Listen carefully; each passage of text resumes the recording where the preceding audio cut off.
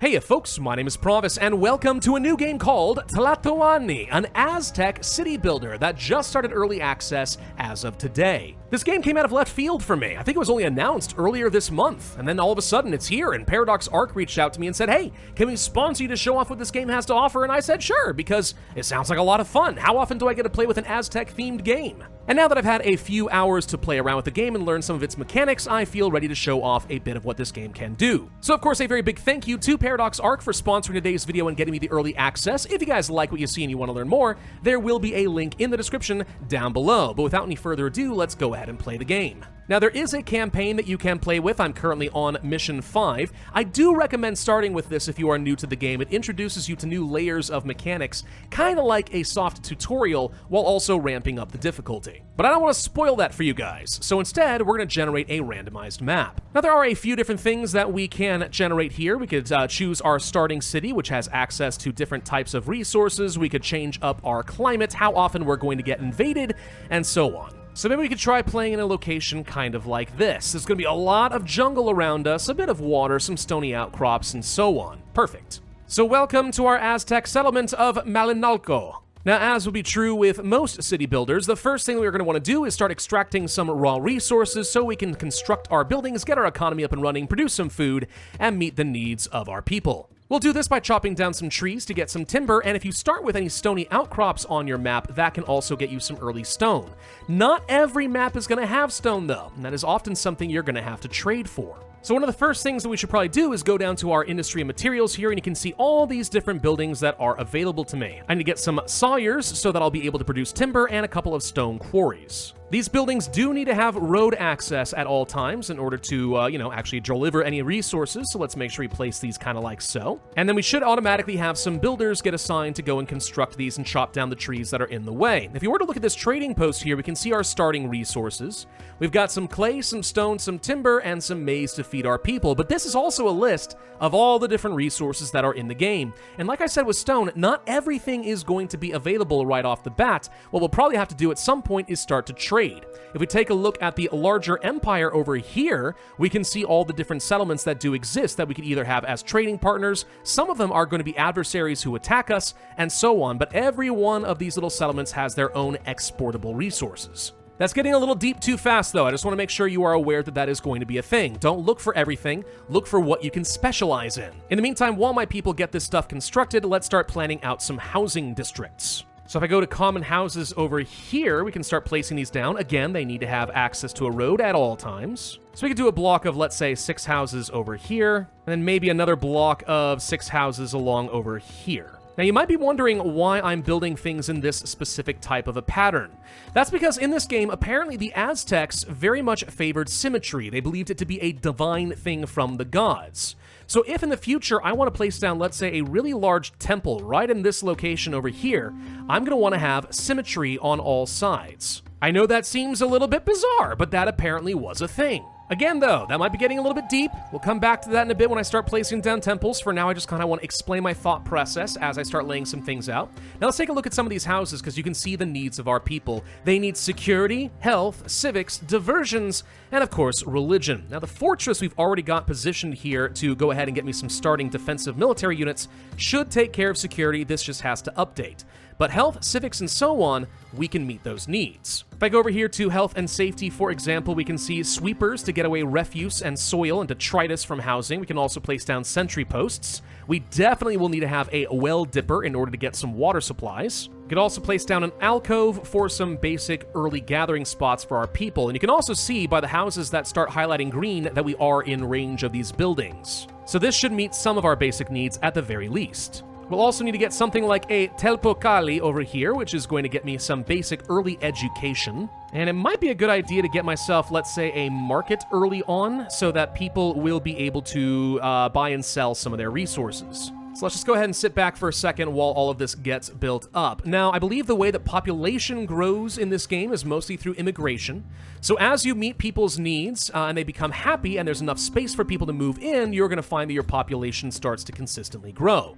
And there are a couple of different types of population. Commoners are going to be doing most of the labor and gathering resources. You will need to have nobles as well at some point. These folks are going to be kind of like your early game warriors and stuff like that, you know, a noble class. Now, we should also start thinking a little bit about our food generation. To get food, we'll also need to place down some housing, but specifically, I need some farmers' huts. By placing these down, what we can then do is start placing some crops to go along with them. So if we go over here to farming and food, we can find that, let's say we can place down maize. And this is going to be my starting staple crop to get a lot of early game food, so I want to place these down. Notice, though, that you're only able to have 32 of these tiles. So I could do something kind of like this. Now, technically, if I wanted to, I could place down multiple farmers' huts and then place down fields. However, I find that sometimes the game gets a little bit confused as far as assigning fields to individual houses. Sometimes it's not always efficient. So what I recommend is placing down a house, then your chosen crops, then move on to another house, and so on. I also know at some point in the game I'll be able to start placing down some canals, which are going to give some irrigation to tiles that are 3 away. So what might be wise is to intentionally set these up so that we are going to have kind of in 3 wide blocks and leave space for a canal nearby. Also think a little bit about food variety. On some maps, I'd be able to grow some chilies. I do not have access to that here, but I do have access to some fruit trees for some papayas and such, so it'll be worth placing a few of these down just for a little bit of nutritional value. There we go. This should be more than enough starting food to support a pretty hefty population. There are other ways of getting food in this game as well. If we go down to military, I could set up some hunters' lodges, and these are unique in that they do not require a road in order to function, and they'll hunt down some of the local wildlife. I'll go ahead and place a couple down here. One of the reasons these are great for you, though, is you can use them for some early mustered kind of conscript forces if we do get attacked. And raiding is a thing in this game. You absolutely can get hit. So make sure that you do have plenty of starting units. Now, what else could I be doing right now? We have some stone and some lumber production. Might be worth finding ways to refine those. So if I were to get myself, let's say, a mason yard, I could use this to start constructing and repairing special buildings and also turn my stone into artwork, which we're going to need if I'm going to have any temples. So I'll go ahead and get this constructed. Notice over here, by the way, it's saying the city is in a good mood and people want to come to my city. That's good. It means that I'm meeting a lot of needs. Not all of them, though. We need to have some people actually working here in the alcove for them to be happy. Interesting. Well, the main issue is I just don't have enough population to go around right now, which is fine. We'll get there. Now, since we can start producing some artwork, and we already see some stone being produced over here, we could consider placing down our early temples. Let's do that. A shrine to Tlaloc wouldn't be a bad idea, the god of rain, who is going to help ward off floods and sickness, allegedly. Now notice if we place here, we do actually have some very strong symmetry because of the way that I've laid out my city. In fact, we could consider even placing down another temple, a shrine to Huitzilopochtli, or I'm sorry, I don't speak Aztec, it's just not a thing, but this is the god of war and the patron of the Mexica people. Placing right here would even give me a divine symmetry. Like, we've really knocked this one out of the park. We'll come back to that later, though. I will place a couple extra fruit trees over here, though. Fruit trees not only give you some food, they also beautify an area. Now, maybe it'd be worth trying to get myself a little bit of extra industry going at some point. Do I have access to things like clay? I do have clay pits. I could use this to start making things like pottery, and pottery wouldn't be a bad early resource to start selling before I start burning through all of my income. We do have a money system in this game, axes, I guess is what they are called, and right now we're going to be spending this for upkeep for most of my buildings and for a few of my soldiers. We're going to start burning through this, unless I am willing to start exporting for some trade. Is that a top priority, though? It wouldn't be bad. This does have to get placed next to a source of water or a swamp, and you may have noticed we've got quite a lot of swamps over here, so that's no problem. Sure, I'll go ahead and get started on that. I'll also place down a kiln over in these areas, again staying relatively close to my markets as well as my storage locations. Also, I think you need to have elite people in order to work temples. I might be wrong on that. There is another type of housing in this game called the Noble Compounds, which we could place in a few central locations, again close to where I want to have temples and stuff. Though these guys do have more elaborate needs you'll have to be concerned about. Now, over time, your housing can improve itself. It takes about a year for this to happen, but if you are able to meet pretty much all of these needs, and again, for whatever reason, this alcove is just not paying out, but given time, as long as all this is met, this will be able to upgrade to, let's say, a small home and so on. It's not an instantaneous process. It takes almost a full calendar year. Now, unsurprisingly, the calendar is kind of important for an Aztec society. If I were to click on this, we can see all the different seasons and kind of effectively months that are going to be in a year. During any one of these, we could actually set up some festivals to different gods. So let's say a a festival for Tlaloc, and if we wanted to do that, we'd have to have some offerings. Including, by the way, sacrificing captives or even children. Like, this is not exactly nice, but this was a thing that happened, so it's a thing that we can do. Now that our economy is starting to look pretty good, I'm going to stop importing all of these different resources. We should be able to produce all of this stuff ourselves, and this is a big part of why we're burning through our money as we keep buying things. Instead, what I might want to do is open up something like pottery and say I'd like to export this. However, our current capital of Tenochtitlan is not interested in buying that. They'll want tribute maybe, but they won't be importing any goods. We may want to consider opening up a trade route to another city. It's very expensive, but we would be able to export some pottery to them. It seems like a very good long-term trading partner, so I'm willing to do it. And what I'll do is I'll change up this trading post and say with our other friend, and now we should be able to export pottery to get myself a bit of extra cash. These guys also like maize, pulque, and cloth. Okay, good to know. Well, let's continue boosting up some of our food production. To that extent, we could place down some canals. These do take a little while to construct, but it's usually a good idea. It just need to connect up to some sort of a water source. That could be a swamp or it could be actual, like, lakes. Takes a long time for these to get built out, but usually very worth. So, for example, right over here, we can see now that this maize field is definitely irrigated, which gets it a 50% growth modifier. Totally worth sacrificing like 3 plots of this maize field in order to boost everything up by 50%. Oh, however, we do have some enemies that are on their way. Okay, so this is going to happen periodically where some rival cities are going to come and raid us.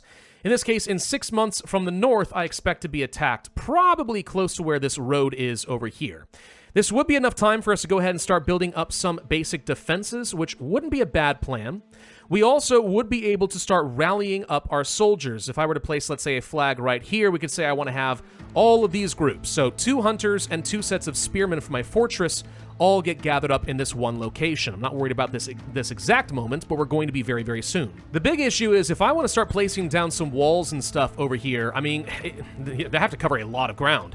There's no natural cliff faces on this particular map that I can use for a natural defense, which is a problem. Still, we could try our hand at some defenses. Always make sure you have some sort of a gate along a main road, because you don't want to accidentally block any traders who want to join your city or bring some sort of resources, right? That would be a bad idea. So place down a gatehouse like right along here for this road, and then I want to place down some stockades just made out of wood. We could make some stuff out of stone, but that's a lot more expensive. I might be building in totally the wrong spot. That is a fear of mine, but we'll make do with what we've got. Can't really see much of anything that's going on over here, to be honest. There's so many trees in the way. Well, maybe we can use that to our advantage. Let's try redeploying and placing these guys, like, on the gatehouse. If we do that, they should actually be able to get onto the walls, which provides us with a small defensive bonus, assuming that I'm in the right spot in the first place. You can see that they're going to be patrolling along these walls, kind of like so. All right, so where are they? Right where I thought they were going to be. Okay. They might actually get around me, but let's see if we can get in position to actually do something. It's hard to... Okay, they are coming over here. I can't really see the fighting. Sorry, guys, there's too much tree cover. But if we were to slow down, you can see that our guys are throwing spears at them from above on the walls. Hopefully we're killing them. I can't really tell who's winning. Oh, apparently we won. Good. We suffered no casualties in the process. Okay, well, now we can go ahead and disband. That's the kind of thing that's going to be happening periodically, and obviously the higher the difficulty, the more enemies you're going to have. And the faster they are going to come and attack you. So you can place down things like some walls, as well as more towers in order to defend. This is where you also want to have lots of fortresses and barracks in order to make sure you have a very large standing army. Oh, by the way, some of our houses have indeed upgraded to small houses, which means they now have a lot more capacity. Okay, so if that's going to be looking okay, let's start thinking about some cash crops. We have the ability to place down a canal along over here. I think what I want to do is start growing up some maguey, which I can use for a pulp to make a very special drink. Oh, but I forgot, this needs to be placed on dry terrain only. Ooh, that complicates things a little bit. Well, I think it can actually be grown on grass, but it cannot be near any irrigation. That's not allowed. So tell you what, if that's true, let's go ahead and place this far away from our water so I'm not competing for resources. There we go. Now I can place this along over here. Again, trying to get it to about 32. This seems perfect. I'm going to do this a couple of times, so let's make sure we grow plenty of it. So that should be about 9.6 maguey being produced per year. And then what I can do is start putting that into a brewery in order to make pulque, a special ceremonial beverage. And I'll probably want to place this close to where I'll end up having a bunch of storage, right? So let's place a couple of these over here. I do not remember how much they're going to be able to make per year, but we'll find out. And also I could place down, let's say, a porter yard over this direction, and this is going to be a good drop-off storage spot. The main reason I really want to start making this polk is, one, so if I want to start having some ceremonies, I'll be able to do that, but two, I'd like to be able to start exporting it, because we know that that is something that Shomkimilko, whatever, they want to have this. They want this stuff, right? Actually, it wouldn't be a bad idea to have another trading post at some point as well, because right now I can't even trade with the capital. We should do that. And right now, we're starting to run into some problems with my city, where I apparently don't have enough sweepers to go around, so the squalor is starting to build up in a few places, and unfortunately I don't have enough workers to actually, meet the sweepers and needs and actually get this built up. So, what are some other things that we could do aside from hope for some more population growth?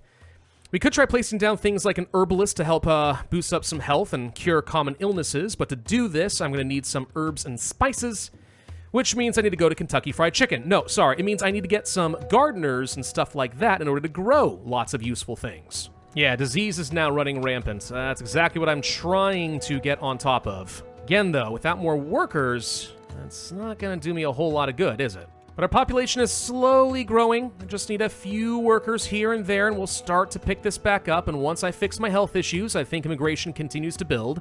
We're also making a little bit of money now. Not a lot. You can see, by the way, that if we do have a collector, which I do have down over here, we would be able to start collecting some taxes from places. So property taxes, for example. What really kills your income is if you start building massive military defenses. Like if you... Oh, and we're about to get attacked. Well, what do you know? We need military defenses. Yeah, if you start placing lots of those down everywhere, you're going to find that it gets very expensive very quickly. You need to have a strong economy for that.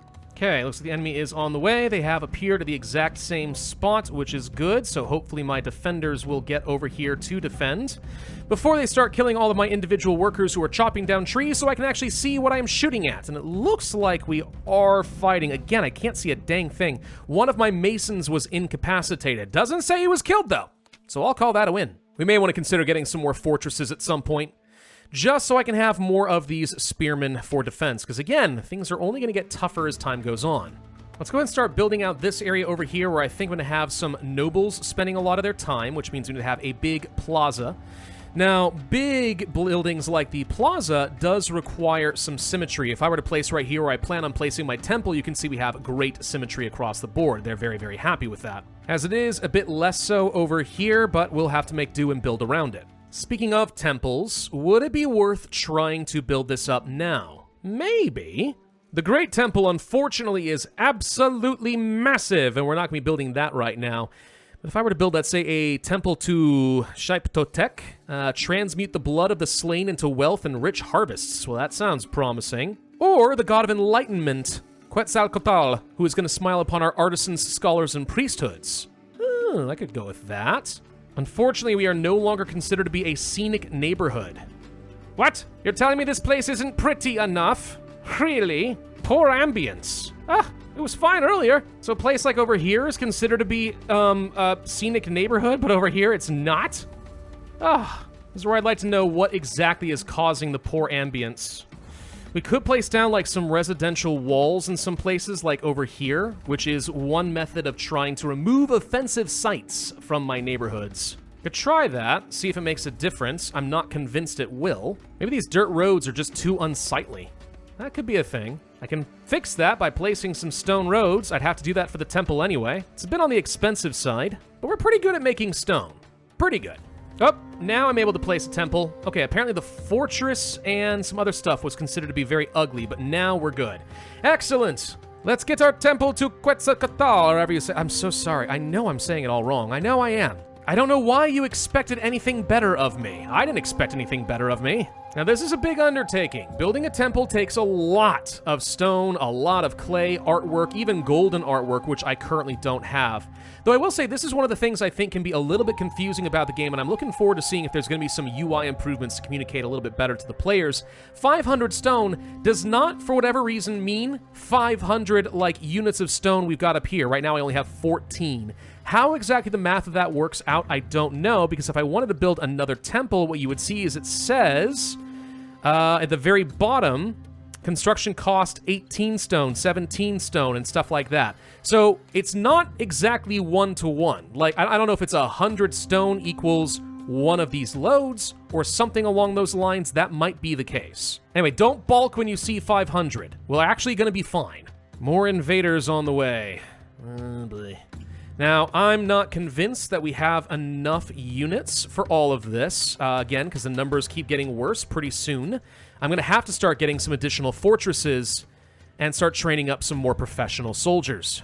Once again, we get attacked from the same spot. I think this is going to be consistent, which is good, because it means I should be able to focus almost all of my reinforcements in the same spot, and I think we'll be okay. Wow, this is a much bigger army this time. Now we can actually see them, so we have reasons to be afraid. Okay, that's a lot of spears being thrown around. We are definitely killing some enemies. The walls are doing me a lot of good. This is why you want to have palisades. Could be even better if I were to get myself some towers. But then we would have to pay to actually upkeep a lot of extra military forces, and for right now, I'd rather avoid that. No casualties. By the grace of... What was your name again? By the name of Quetzalcoatl, our people have survived. Slowly making progress on this temple. Very slowly, but we are doing it. I did get myself this goldsmith. What this is going to do is take some timber and then also my actual gold money, and it's going to start smelting it down into golden artwork. Can we actually sell golden artwork? I don't know that we can. I feel like artwork is something that has to stay local because I don't see any way of trading stone artwork either. Maybe I'm blind. This has been known to happen. Still, if I'm not much mistaken, 75 golden artwork, does that equivalent to the 89 here that I've got? Like, once I get up to 100, does this get taken away as one unit of golden artwork to then get placed somewhere else?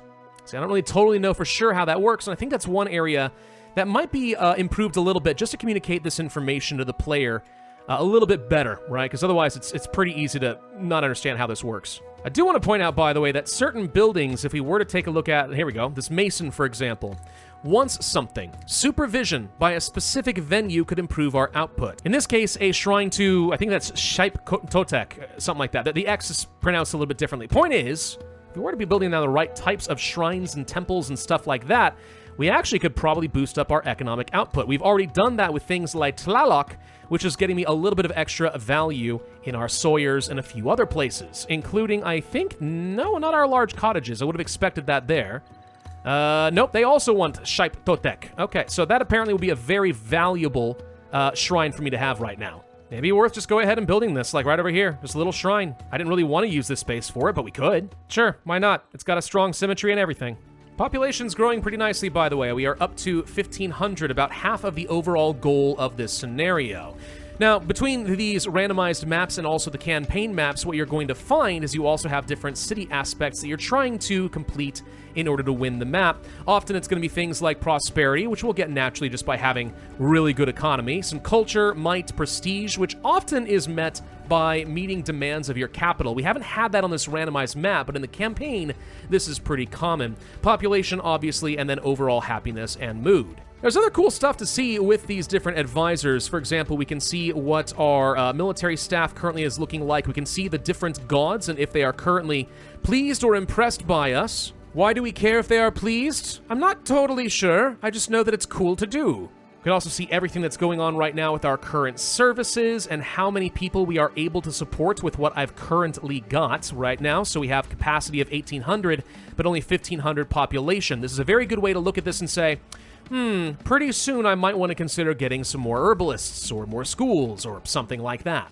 And don't forget that certain things you can control market access if you don't want to sell things. So for example, let's suppose I'm making a lot of pottery and I do not want my own people buying it. I only want to export it for the money. I could say, no, this no longer has market access. Stop putting it in the market. That's not where it belongs. At the same time, I don't really mind having some market access. It's just useful sometimes. I'm going to go ahead and invest in getting some stone walls now. Are we able to just tear these down? No, I have to do this manually.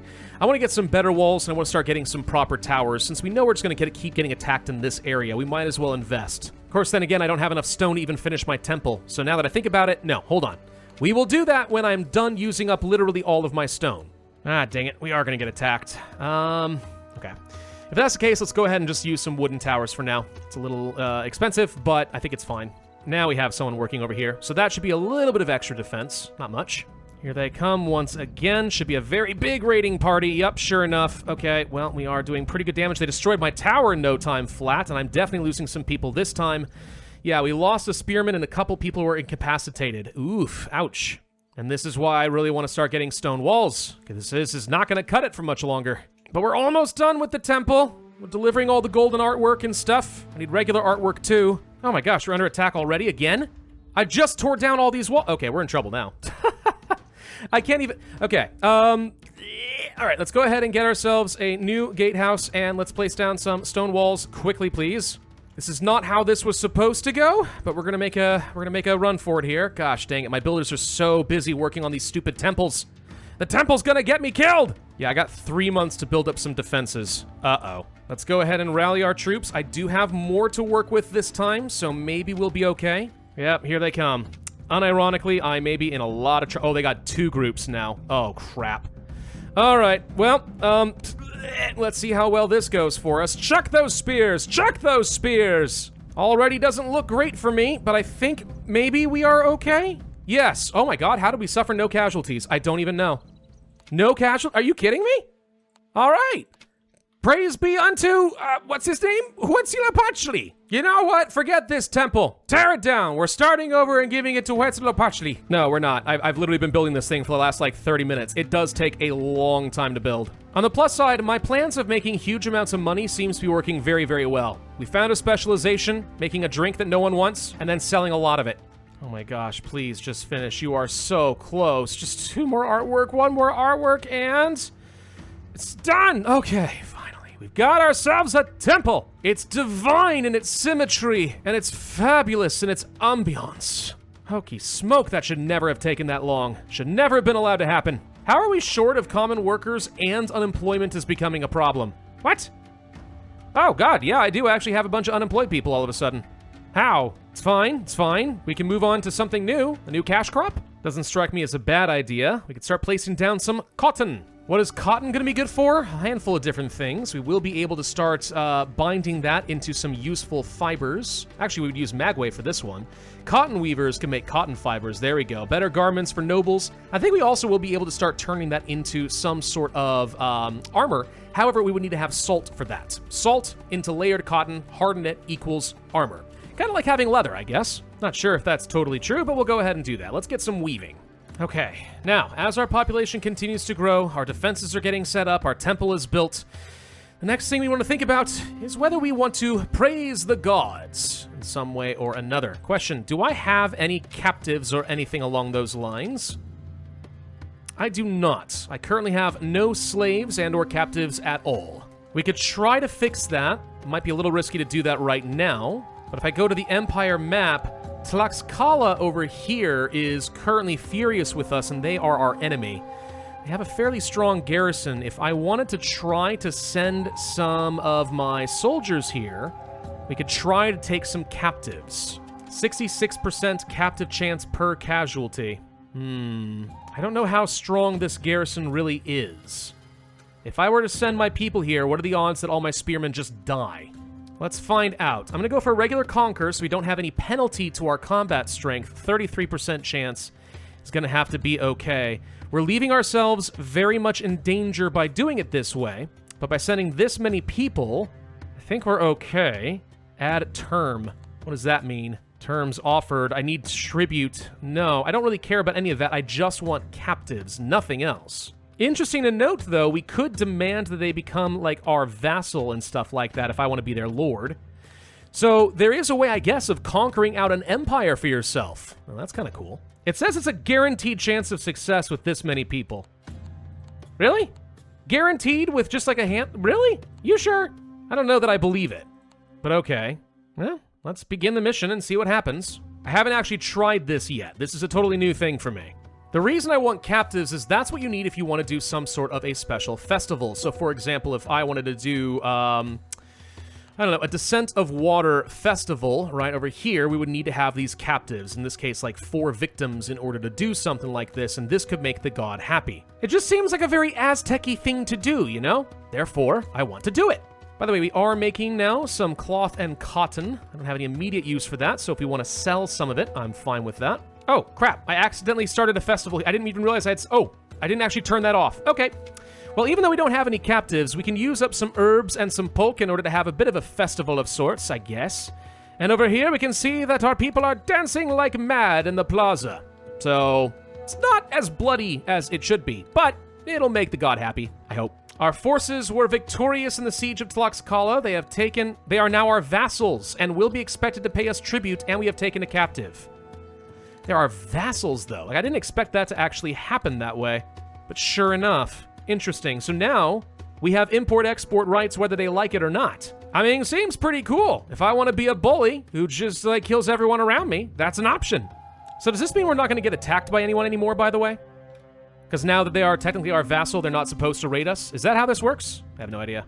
So at this point, I don't feel too bad, like, actually expanding the city pretty dramatically, setting aside some space for potentially another one of these temples, working on some very intentional symmetry. And this is before I've even gotten into some of the really complex stuff. For example, we have a couple of freshwater springs over here, which I could use if I wanted to set up a sort of aqueduct system right along here, right? You place down a cistern over here, it fills it with water, and then you'll be able to send it all over the place, which would be interesting. It's not something I need right now, but I'm just trying to give you an idea of some of the scale of what you can do in this game. But what I think I could do right now is literally just focus on getting a whole bunch of houses in place. Maybe we can actually win this scenario. We're having a little trouble expanding further, though. My health services are getting overwhelmed and stuff like that. So is our market. I didn't even think about that.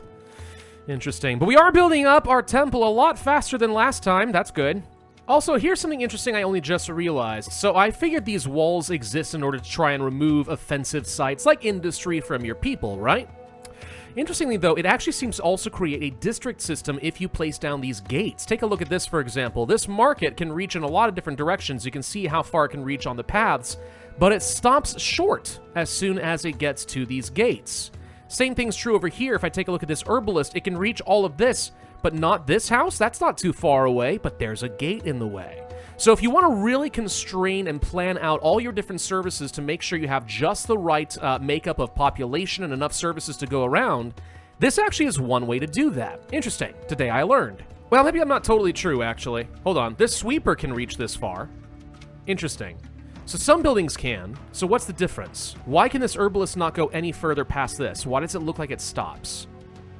There's probably something clever in this, and I'm not seeing it. Yeah, like this school actually does reach around. Okay, so maybe for whatever reason, this herbalist actually just stops here. That doesn't feel right, given that it only goes like 5 tiles and happens to stop, whereas it can reach everything way out over here.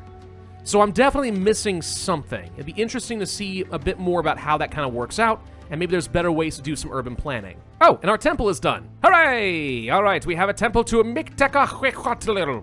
Blah, blah, blah. Yay! Well, maybe to celebrate, I'd like to go and get some more captives. Can we do that? I want to capture people. I don't know if I really care if they're my vassal. I mean, we could. Just one set of units is all it takes to guarantee a victory against these guys? That doesn't feel right. Well, we'll try it. Yeah, by the way, now that I broke up some of these paths and created a new one right here, you can see that the herbalist does absolutely reach this far. Interesting. Maybe it doesn't, like, eliminate the ability to move between districts, but it does reduce the range? I don't know. Oh! And there we go, actually. Hold on. I just got up to 3,000 population. The Emperor is sufficiently impressed that he has chosen you for promotion and a new assignment. Should you accept it? Well done! And there we go. We actually completed all of our goals. 3,000 population, not too bad. And there's still a lot more room to expand. And since we're not getting attacked anymore, I feel like I could really turn this into a mega city, you know? See how many people I can fit in here? Maybe like 10,000 population or something? That'd be a fun challenge. Before we end, though, blood must flow, am I right? So let's do a festival celebrating the return of the gods. A grand festival, even. In service of Quetzalcoatl. Whatever. I'm not going to have 4 sacrificial victims, unfortunately, but I will have a few. And here we go. The festival hath begun. Someone find the prisoner. Oh, wait. Actually, wait. I can see it right there. Oh, and blood shall indeed flow down the steps of the temple. Gross. Though I thought I had 2 captives, but I only have the 1. Oh, man. The god's going to be very upset with me now. Oh, well, I still feel pretty good about what we were able to accomplish here. Oh, zoomed out. This actually looks pretty darn cool. So anyway, I think that's a really good look at Tlatoani. Of course, remember, guys, that this is going to be an early access title starting today. So if you watch this video a little bit later, you can expect some things to be subject to change. I'd especially like to see a few changes to the UI as far as clearly conveying, you know, like how many people we have versus how many we need and stuff like that. Maybe changing up a little bit of how some of this information is presented, like one of these units is worth like 100 or something, because that can be a little confusing for people. And trade, we were actually able to do pretty darn well here, just some simple imports and exports, and we were completely fine. There are a few other tricks to this as far as like trying to do like a balanced trade and stuff like that, and that can get a little confusing at times. Yeah, like right here, for example. So we can get stone, we can balance stone, so if we have over half of it, we sell the excess, but if we have less, we import. There's some weird stuff that you can do with this. So I'd like to see a few UI tweaks there. Otherwise, I think that the idea behind this is pretty promising, and it's really unique getting to actually play with an antiquity city builder in the Aztec period. Once again, a big thank you to Paradox Arc for sponsoring today's video. I had a lot of fun with this. I hope you guys did too. If you guys would like to learn more, there is that link in the description down below. Otherwise, for my benefit, I would ask that you hit that like button, leave a comment, subscribe, make sure that notify bell, and I will see you guys next time.